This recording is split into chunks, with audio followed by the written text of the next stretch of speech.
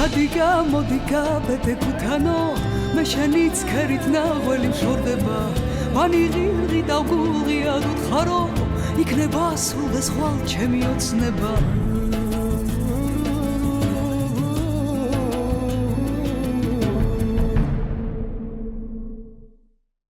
გამარჯობა. დღეს კვირაა და საზოგადოებრივი მაუწყებლის ეთერში ფერმა იწყება. მე დემეტრე ერგემლიძე ვარ ამ გადაცემის წამყვანი. ჩვენი გადამღები ჯგუფი ისევ კახეთშია. წინა კვირას ერთად ნახეთ თუ როგორ მიმდინარეობს კაჭრეთის სასწავლო პროფესიულ კოლეჯში მეღვინეობისა და მევენახეობის შესწავლა. დღეს კი ამ ამბის მეორე ნაწილს გიჩვენებთ.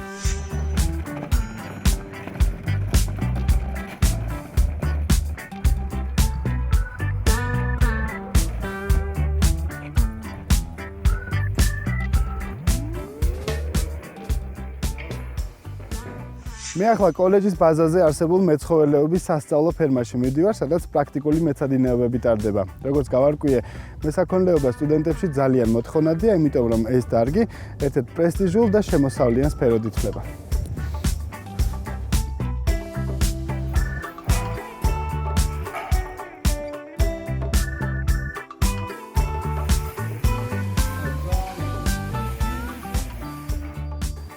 გოგამასწავლებელო, გამარჯობა. გამარჯობა. რამდენი ფერმა არ მინახავს, მაგრამ ესეთი სუფთა და მოწესრიგებული მე მგონი პირველად. ერთ-ერთი ყველაზე სუფთა რაც სტუდენტების დამსახურებაა. ისინი აქტიურად მუშაობენ აქ, პრაქტიკულ გაკვეთილებს იღებენ. კი, რა თქმა უნდა, არა მარტო პრაქტიკულ გაკვეთილებს ამზადებენ და მუშაობენ, არამედ თვითონ ზრუნავენ ფერმის ჰიგიენაზე, მის მოწესრიგებაში, ცხოველების სისუფთავეში და აქტიურად არიან ჩართულები ყოველ დღე. რა ჯიში საქონელი გყავთ აქ და რამდენი? აქ სასწავლებლის ფერმაზე ძირითადად ყავს ადგილობრივი კავკასიური წაბლა ჯიშის სრუხები. ნარევი ყავს კიდე ნამდვილი ქართული მთის სრუხები. სავარაუდოდ ეს ფერმა 20 სულზეა გათვლილი, გვიხდება ესეთ როგორც მოზარდებთან, ასევე დასულ ასაკის ცხოველებთან მუშაობა. რა ასაკის სტუდენტები გყავთ? ძირითადად ჩვენ ყავს როგორც 15 წლის ასაკის სტუდენტებიდან, წელს შემოგვივიდნენ სტუდენტები, რომლებიც არიან 32, 33, 34 წლის. ჩვენ საინტერესო რა სასწავლით პირველად ამ სტუდენტებს უნდა იცოდნენ მათ იმისაც, რომ წარმატებული მესაქონლეები გამოვიდნენ. საერთოდ ჩვენ გვაქვს ასეთი მიდგომები ამ კოლეჯში, სწავლება კეთებით. როდესაც თეორიულად კაბინეტში ვხედავთ და ხსნით თეორიულად გაკვეთილს, შემდეგ ჩამოვდივართ ამ მეცხოველეობის ფერმაზე და იმ ახსნილ გაკვეთილს პრაქტიკულად ვაკეთებთ. ყველანაირი იარაღები გვაქვს ამ კოლეჯში სასწავლოთ, რომ გამოვიყენოთ სტუდენტებმა. ესე იგი, ეს არის როგორც არის ეხოსკოპიები, ჩვენ გვაქვს რენტგენოსკოპიები და მრავალნაირი ვეტერინარული იარაღები, რომელსაც აქ პრაქტიკულად ფერმაზე ვიყენებთ ამ ყველაფერს. მაგალითად, გვაქვს ასეთი მასალა, ცხოველის სხეულში უცხო სხეულების ამოცნობა. გვაქვს ის ხელსაწყო და ვნახოთ როგორ გააკეთებია. ნახოთ მაშინ მე უბრალოდ გვერდზე გავდგები და დაგაკვირდებით მაშინ. გაკვეთილის ჩატარების პროცესს.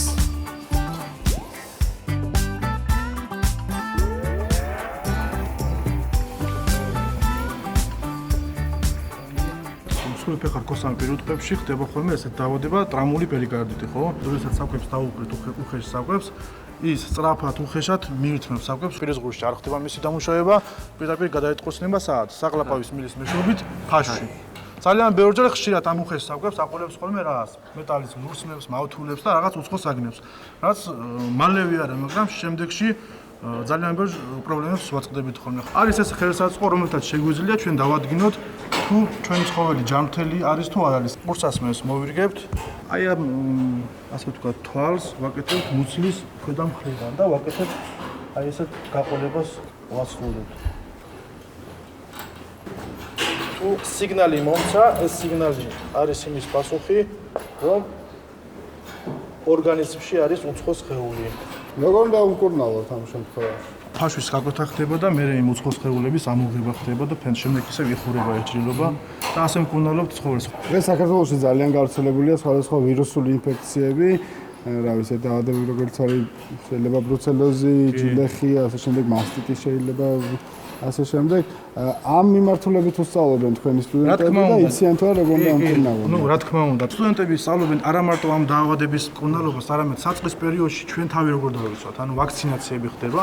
ნუ ეხლა სახელმწიფო ატარებს უფასო ვაქცინაციას მოსახლეობაში და წინა დამთავრებული კურსის სტუდენტები საწარმოო პრაქტიკას ფაქტიურად ამ ვაქცინაციაში იღებენ მონაწილეობას და ესეც წააგდებოთ ხოლმე ჩვენ სტუდენტებს ეს პრაქტიკული გამოსწორებები. ისე როგორ სწავლობენ თქვენი სტუდენტები? ეს სტუდენტები არიან დამწყებები. мотивация ძლიერია.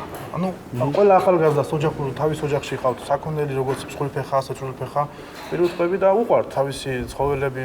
ნუ ძალიან ბევრი მაინც თქო რომ შეიძლება მე ძლიერი ვეტერინარი არ გამოვიდე, მაგრამ ჩემ ფერმას მაინც გამოვადგენ. მე ჩემ ცხოველს აცრას მაინც გავუკეთებ, ჩემ ცხოველს უმკურნალე მაინც და ასე შემდეგ. თავის მეურნეობას მაინც გამოვადგებიან. თუ მაღალ საფეხურზე და მაღალ ვეტერინარიას ვერ მიაღწევენ. ძალიან მნიშვნელოვანია ალბათ თვითონ მოსწავლებისგან გავიგოთ, რას აპირებთ. როცა დაამთავრებთ ამ კურსს, როცა იქნებით მესაქონლეები უკვე ჩამოყალიბებული კარგი ცოდნით. მე მყავს საქონელი და ვაპირებ რომ იქ ვისწავლებ, მივხედოთ ჩემს საქონელს და ასევე დავიწყო სადმე სამუშაო და ვიქნები იქაც. და როგორ გონია, რამდენად შემოსავლიანი შეიძლება იყოს ეს საქმე უკვე მომავალში? ვითახებთან არის დაკავშირებული, როგორ მოვული გააჩნია საქონელს და როგორ ვიხედავ. ესენი ფაქტიურად ასე ვთქვათ, სკოლის მერხევიდან არიან ამდგერები, 15-16 წლის ახალგაზრდები არიან და წამოსულები და მე ძალიან მიამაყება, რომ ასეთ დაინტერესებულები არიან და აინტერესებთ მეცხოველეობა. მოდი მე ხელს აღარ შეგეშლით, გააგრძელებთ თქვენი მესაქონლეობა, თქვენ წარმატებებს გისურვებთ ცოდნის მიღებაში და იმედია რომ კარგი ძლიერი მესაქონლეები გამოხვალთ საბოლოო ჯამში. მადლობა. კარგი გრძნობებით.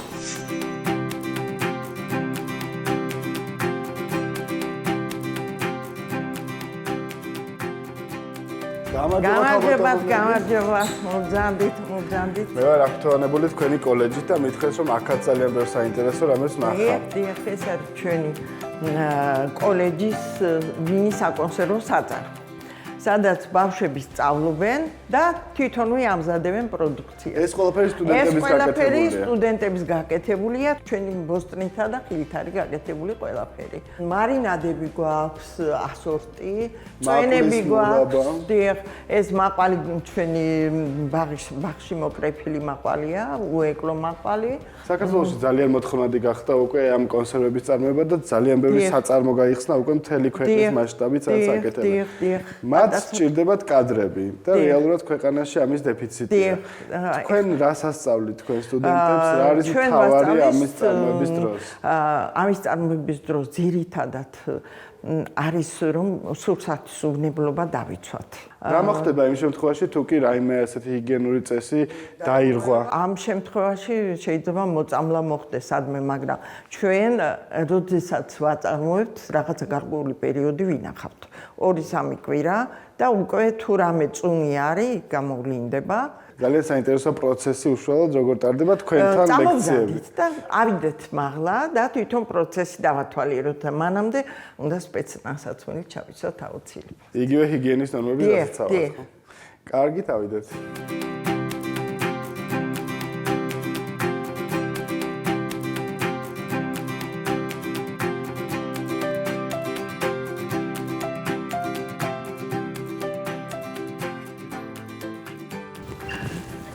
მოგზანდით. სუპერ თანამედროვე საწარმო ქონია. ამჟამად მიმდინარეობს მანდარინის მურავის კეთება. მანდარინის მურავის კეთებასაც სწავლობთ. დიახ. ამ კახეთში მანდარინის ადიშოვა. ეს ვიყიდეთ. და ჩვენს უჩვენი გვაქვს და მე მაინტერესებს სტუდენტებს ვკითხო პირველ რიგში, რომელს გაინტერესებთ ყველაზე მეტად აი ეს სფერო გადამუშავების და წარმოების. და ვინაირებთ რომ ამ საქმეს გაყვეთ რეალურად. რაც სწავლა დავიწყე, იქიდან გადაწყვეტილი მაქვს. იმიტომ რომ რასაც ვაკეთებთ, მე მსიამოვნებს. თეორიაც აუცილებელია, მაგრამ პრაქტიკა უფრო ძალიან მნიშვნელოვანია. თქვენი დაკვირვებით დღეს ბაზარზე რამდენად არის მოთხოვნადი აი ეს პროფესია ხილისა და ბოსტნეულის გადამამუშავებელი? ეხლა ფეხს იდგავს. იმიტომ რომ გადამამუშავებელი მრეწველობას ეხლა ძალიან დიდ ყურადღებას აქცევენ. ეხლაც გთხოვენ რომ გამოგვიგზავნეთ კადრი, რომ იყოს კარგი სპეციალისტი.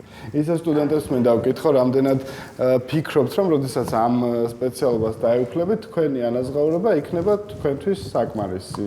შეიძლება ითქვას, რომ მაღალ ანაზღაურებადი პროფესიონალები იქნებით. შესაძლებელია, მაგრამ ერთ რამეს დავამატებ. შეიძლება რაღაც პროფესიაზე მუშაობდე, მაგრამ პირველ რიგში აუცილებელი არის, რომ ეს საქმიანობა შენ გსიამოვნებდეს. ხადია? გვიყვას ეს საქმიანობა და ამიტომ ვაკეთებთ. როგორ ფიქრობთ, დასაქმდები თუ არა ამ საქმით და იქნება თუ არა საკმარისი შემოსავალი? დიახ, რა თქმა უნდა. ძალიან კარგია პოზიტიურად ხართ განწყობილები, მეც ესე მგონია სიმართლე რომ გითხრათ. კარგი, მაშინ მე მგონი მანდარინი უკვე გავწვენით და დავათვალიეროთ სხვა რა ხდება ამ საწარმოში.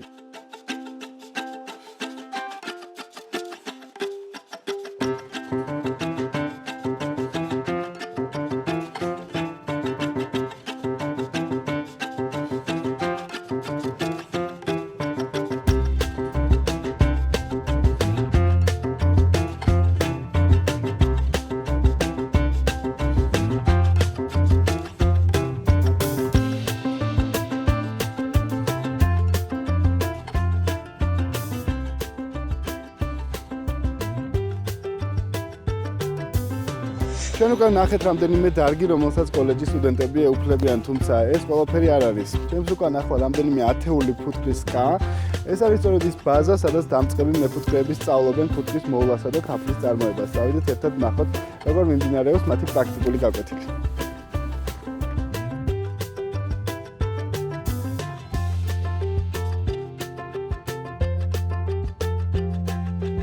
ჩათვალეთ მეც ვარ დღეს თქვენი ერთი სტუდენტი და გავაგრძელოთ ჩვეულებრივად რას გადიხართ დღეს? დღეს გავდივართ სარევიზიო სამუშაოები, თაფლის მარაგის დადგენა, ფუტკრის მასის მიხედვით და თაფლის გარეშე დარჩენილი ფუტკრის ოჯახებს დამატებითი საკვების მიცემა კანდის სახით. საკმაოდ ცივი ზამთარი გვაქვს წელს. სულად ხომ არ აისახა თქვენ ფუტკარზე? არა მგონია. მე მგონია რომ კარგად მიდის, ნახოთ აბა. აი ახლა ეტყობა ფუტკარი მაღლა არის ამოსული. ის მარაგები რაც თქვათ ამ ჩარჩოებზე იყო და გუნდი იყო შეკრული, ის ნაწილი აქვს გახარჯული. ეხლა აი ამ ადგილზე შესაძლებელია რომ კანდი დავადოთ. ჩვენ გვაქვს საკონტროლო სასწორზე სკა და ამ სასწორითაც ვიგებთ, თქვათ რა მარაგები დაიხარჯა, თაფლის მარაგები, ან რა მარაგები შემოიტანა დღის განმავლობაში. ამის საშუალებით ჩვენ ვაწარმოებთ დღიურებს და საშუალო არითმეტიკული თვითვლით რა ხარჯები გვაქვს, ან რა დანახარჯები გვაქვს, ან რა მატება გვაქვს საფუტკრეში. სტუდენტები რამდენად მარტივად ითვისებენ ამ ყველაფერს, იმიტომ რომ ჩემთვის მაგალითად მეფუტკრეობა ერთ-ერთი ყველაზე რთული დარგია სოფლის მეურნეობაში, რაც კი არსებობს. არც ისე რთული, როგორც შორიდან ჩანს მაგალითად. რაიმე გამოცდილება გქონდათ მანამდე, სანამ მოხვიდოით თუ საბაზისო საფეხურიდან დაიწყეთ აქ სწავლა? კი, არანაირი გამოცდილება აქ საბაზისო საფეხურიდან დავიწყე. და როგორ ფიქრობ, როცა დაამთავრებ ამ კურსს, საბოლოოდ რა ცოდნით გახვალ ამ კოლეჯიდან და როგორ შეიძლება რომ გააგრძელო საქმიანობა? უდიდესი ცოდნით, რა თქმა უნდა, ძალიან ათვილად ასათვისებელი პროგრამა არის და ძალიან კარგი სწავლის ხარისხი.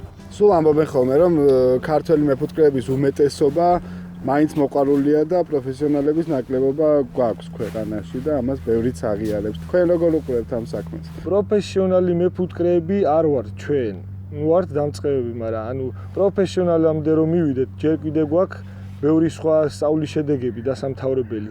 და მე ამ სწავლას რო დავამთავრებთ და აქედან რო წავალთ, ხდება რა ანუ ყველაფერი უკავშირდება ფინანსებს. ანუ ფინანსებზე წყდება მეურნეობის აგება. ანუ არ არის იმის ფინანსები, რომ ვინც აქედან წავა ამ კოლეჯიდან და დაამთავრებს მეფუტკრეობას, ყველამ დიდი მეურნეობა გააკეთოს. კარგი, კიდევ რა შეგვიძლია დღეს გაკვეთილზე ნახოთ?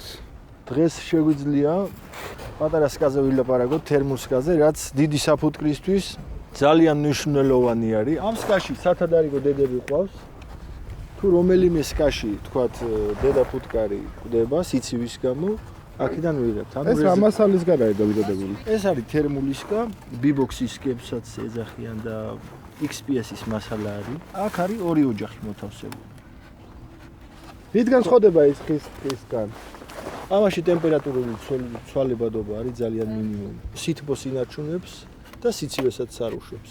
ტემპერატურული რეჟიმი შენარჩუნებულია მასში და ფუტკარს აღარ უჭირდება ზედმეტი მუშაობა აი ამ ტემპერატურული რეჟიმის დასაცავად. ახალი სიტყვა მეფუტკრეობაში და ვნახოთ რა იქნება წლების შემდეგ. ზამთარშიც და ზაფხულშიც არის ერთნაირი ტემპერატურა. ფიჭები რო არ დაუდნეთ, ათასობით ფუტკარი ზის და ფრთას იქნევს. აი ამ სკებში არ აჭირდება. ეს მართლაც ახალია და მგონია რომ ჩვენი მეფუტკრეები ძალიან ბევრ საინტერესო ამბავს მოიძიებენ უკვე შემდეგ ამ სკების შესახებ.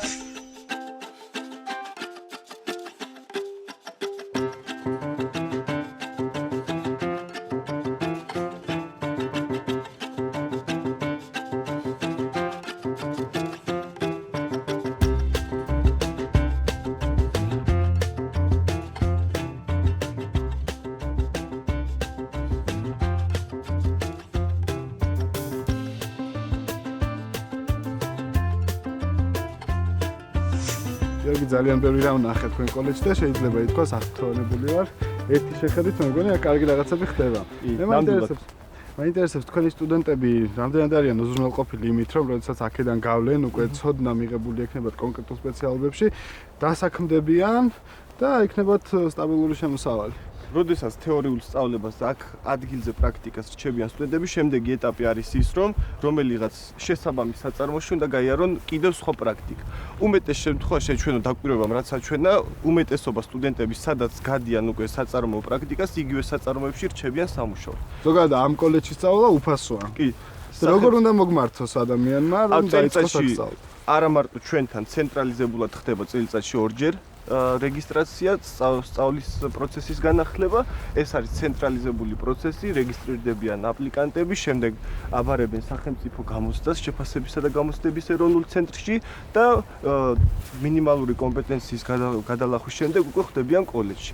სწავლა არის სრულიად უფასო, ვაუჩერული სისტემით სახელმწიფო აფინანსებს მათ სწავლას და არაფრის გადახდა არ უწევს. ამას პლუს ჩვენთან შეუძლია სტუდენტებს, რომ უფასო, ასე ვთქვათ, საერთო საცხოვრებელში დაბინავდნენ და ყოველგვარი გადასახადის გარეშე დაეუფლონ მათთვის, ასე ვთქვათ, სასურველ პროფესიას. ბოლოს აუცილებლად უნდა გითხო, საკმაოდ დიდი ბაზები აქვს ყველა მიმართულებით ამ კოლეჯს, როგორც ჩანს.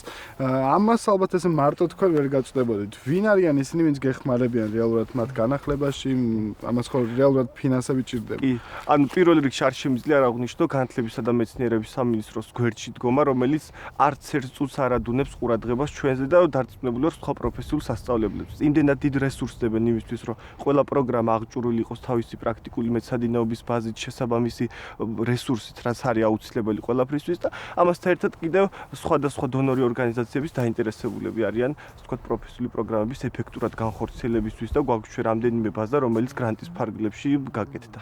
აქ სწავლა მართლა რეალურად ძალიან საინტერესოა და მე რომ არ მქონოდა დიპლომი, ალბათ შეიძლება ჩამოსულიყავი და მე სწავლა კიდე შორის ვიყავი 1 წლის განმავლობაში ამ კოლეჯის სტუდენტი. ძალიან დიდი მადლობა თქვენ მასპინძლობისთვის და რავი მე ჩემი მხრიდან გულწრფელად შემიძლია უთხრა ყველა ჩვენ მაყურებელს რომელსაც ჯერ კიდევ არ აქვს პროფესია არა მხოლოდ აქ არამედ ნებისმიერ პროფესიულ კოლეჯში შეუძლია მას მივიდეს და დაეუფლოს მართლა ისეთ საქმეს რომელიც საბოლოოდ შედეგს მოუტანს ცხოვრებაში კიდევ ერთხელ დიდი მადლობა მასპინძლობისთვის გაიხარეთ დიდი იმედი მაქვს რომ წარმატებას მიაღწევთ კიდევ უფრო მეც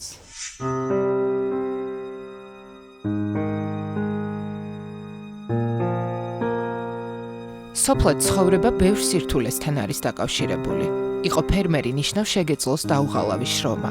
აიღო პასუხისმგებლობა მოსახლეობის წინაშე და მათ ჯანსაღი პროდუქტი მიაწოდო. იყო ფერმერი ნიშნავს უფრთხილდებოდა საკუთარ მიწას, შინაურ ცხოველს. საქართველოს მოსახლეობის უმეტესობა სოფლად ცხოვრობს. ფერმერები მამა-პაპისგან გადმოცემული ცოდნით უვლიან საქონელს, ამუშავებენ მიწას. თუმცა მსოფლიო ვითარდება და ხშირად თაობებისგან დატოვებული ცოდნა წარმატებული მეურნეობის შექმნისათვის საკმარისი არ არის. პროექტი ადგილობრივი მოსახლეობის განვითარების ინიციატივა ინიცირებული და დაფინანსებულია ბიპისა და მისი პარტნიორების მიერ. პროექტს კონსულტაციისა და ტრეინინგის ცენტრი ახორციელებს და ფერმერებს თავიანთი მეურნეობის განვითარებასა და ნაკლები დანახარჯით მეტი მოგების მიღებას შეეხმარება. ქვემო ქართლის რეგიონში პროექტი 2003 წლიდან ხორციელდება. 64 სოფელში შეიქმნა სადემონსტრაციო ფერმები, რომლის მეშვეობითაც ფერმერებს საშუალება ეძლევათ შეაფასონ, რამდენად სარგებლიანი შეიძლება იყოს გაუმჯობესებული თანამედროვე ტექნოლოგიების დანერგვა. ცხადდება კონკურსი, დაინტერესებული ფერმერები ავსებენ განაცხადს შემოაქვთ პროექტში და შემდეგ ხდება ამ ფერმერების შერჩევა. გრანტის სახით გადაეცემათ ფერმერებს გარკვეული თანხა, ორიენტირებულია ხარისხიანი სასოფლო-სამეურნეო მასალების შესყიდვაზე.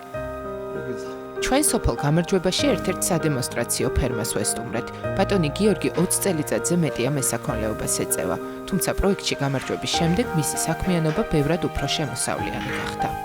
ადამიანებს ჩვენ განსხვავებული იდეები გვაქვს. აი ამ აზრებს თუ კი სისრულეში მოიყვან, თუ კიდაც მცირედით არა, ჩვენ ძალიან კარგად იქნება. ის რაზედაც ტრენინგს ატარებდა თუ გესაუბრებოდა ქსენია, მოიყვანეთ სისრულეში, ამ შემთხვევაში ეს ტრეტიკალეს კულტურაზე იყო ლაპარაკი. დავთესე იმავე წელს თან ჩემი თანადად დაფინანსებით, მათი დახმარებით მოიყვანე ნორმალური მოსავალი რა. აი 6 ტონა მოიყვანე გექტარზე. გვიტარდება მეცხოველეობაში აი რაღაც რომელი წამლები უნდა გამოვიყენოთ ამ ინვაზიური დაავადებებისთვის, რა დროს ტკიპა არის მოსალოდნელი, რა დროს რომელი დაავადებებია. აი ამ მიმართულებით გქონდა ტრენინგები. მოგცეს სახელმძღვანელოებით, კარგად წერია, რომელი დაავადება, როგორ უნდა განკურნო, რა დოზის წამალი უნდა მიცე, რომელი ახალი ეფექტური წამლები შემოსული და ასე შემდეგ. ჩვენ გვაქვს მიწა, ისეთი მიწა გვაქვს, რომ შეიძლება ამ მიწაზე ცხოვრება არ უნდა უყურებდეს ჩვენ სხვას ხელებში. პროექტის ფარგლებში არჩეულ ფერმერებს კონსულტაციას კვალიფიციური სპეციალისტები უწევენ. აძლევენ საჭირო რჩევებს და მსოფლიოში აპრობირებულ თანამედროვე მეთოდებს თავაზობენ. თავარი პრობლემა არის ჩვენ ნახეთ ამდენის განმავლობაში, რომ შევდივართ სოფელში, ჩვენ ხედავთ, ეს არის ინფორმაციის ცოდნის ნაკლებობა. პატარა ნაბიჯებითაც რომ ვასწავლოთ სწორი პრეპარატების გამოყენება, გარკვეულ დროს სეზონურობაზე მაგალითად, ჯერადობა, ამათ გამოყენებით და დოზირება უკვე იძლევა პროდუქტიულობის გაუმჯობესებას. ამასთან ერთად რომ თავაზობ სხვა კულტურების მოყვანაც, როგორც ჩვენ თქვით, ეს იქნება საკვები ჭარხალი, მაღალხარისხიანი თესლების გამოყენება სხვა სამართლე კულტურებში. ჩვენ ვასწავლით რაციონის გაუმჯობესების მეთოდებს. ანუ იმ მასალებით, სასოფლო-სამეურნეო მასალებით, რაც გააჩნია ფერმერებს თავად, შეიძლება შექმნან მარტივი, ძალიან უბრალო, მაგრამ კომბინირებული საკვები, რომელიც იქნება არა ისეთი მაგალითად ძვირადღირებული და მაინც იმუშავებს პროდუქტიულობის ამაღლებაზე და ხარისხის გაუმჯობესებაზე. ყველანაირ საქმეს სჭირდება ცოდნა. თუ ფერმერს საჭირო რესურსებთან და შრომის სიყვარულთან ერთად გააჩნია ცოდნა, მას შეუძლია საკუთარი საქმიანობა მომგებიან ბიზნესად აქციოს და თავისი ქვეყნის მოსახლეობას სარგებელი მოუტანოს. სოფლის მეურნეობის სამინისტრომ სურსათის ეროვნული სააგენტოს ევროპისა და ხმელთაშუაზღვისპირეთის ქვეყნების მცენარეთა დაცვის ორგანიზაციის წევრების შეხვედრას უმასპინძლა. ვიზიტად მყოფი ორგანიზაციის წევრებმა მცენარეთა ლაბორატორიულ კვლევებთან დაკავშირებულ საკითხებზე ისაუბრეს. წელს უკვე ჩვენ მასპინძლობთ აღნიშნული ორგანიზაციის სამუშაო შეხვედრას, რაც ჩვენთვის ძალიან მნიშვნელოვანია, იმ თვალსაზრისით, რომ საქართველოს მოგეხსენებათ ევროკავშირთან ინტეგრაციის გზაზე გარკვეული რეფორმების განხორციელების სტადიაში, ასე ვთქვათ, მათ შორის მცენარეთა დაცვის სფეროში ჩვენ ვახორციელებთ საკანონმდებლო მიახლოებას, სხვადასხვა რეფორმებს აღნიშნულ სფეროში. შეხვედრაზე ქართველმა მცენარეთა დამცველებმა მოწვეულ სტუმრებს ჩვენს ქვეყანაში არსებული ვითარება და სახელმწიფო კონტროლის სისტემა გააცნეს. ეს გახლავთ ერთგვარი აღიარება ჩვენი სახელმწიფო ფიტოსანიტარული კონტროლის სისტემის, რაც ძალიან მნიშვნელოვანია ჩვენთვის, იმდენად რამდენადაც ეს ძალიან ხელს შეუწყობს ქართული მცენარეული წარმოშობის პროდუქციის ექსპორტს, როგორც ევროკავშირის ქვეყნებში, ასევე სხვა ქვეყნებში. ძალიან საინტერესო შეხვედრაა ჩვენ გავიცანით საქართველოს მდგომარეობას მცენარეთა დაცვის კუთხით, გავცვალეთ ინფორმაცია და განვიხილეთ ბევრი ძალიან საინტერესო საკითხი. საქართველოს ევროპისა და ხმელთაშუაზღვისპირეთის ქვეყნების მცენარეთა დაცვის ორგანიზაციაში 2016 წელს გაწევრიანდა და როგორც ორგანიზაციის წევრმა ქვეყანამ სამუშაო შეხვედრას პირველად უმასპინძლა.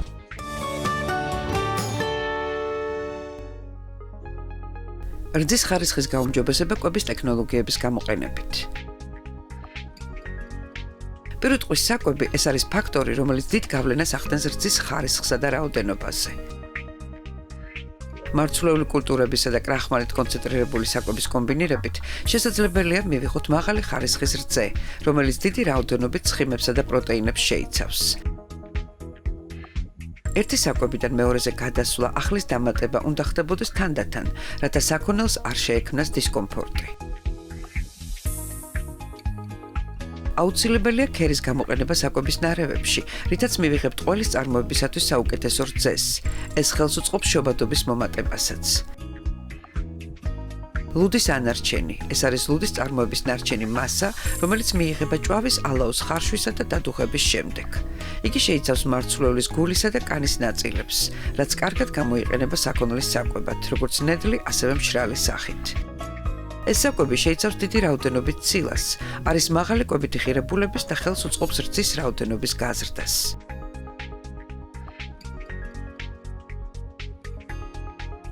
დაუშვებელია დაობებული და დაბინძურებული საკვების გამოყენება. ფიქრობ საინტერესო ფერმა გამოგვივიდა. ძალიან მიხარია რომ დღეს ისეთი ახალგაზრდები გავიცანი, რომლებიც მოტივირებულები არიან და საქმეს სერიოზულად უდგებიან. ფერმის გადამღები ჯგუფი აქ დაემშვიდობება საზოგადოებრივ კოლეჯს, თუმცა სანამ წავალთ, ამ სამახსოვრო დაფაზე ჩვენ კვალს დავტოვებთ.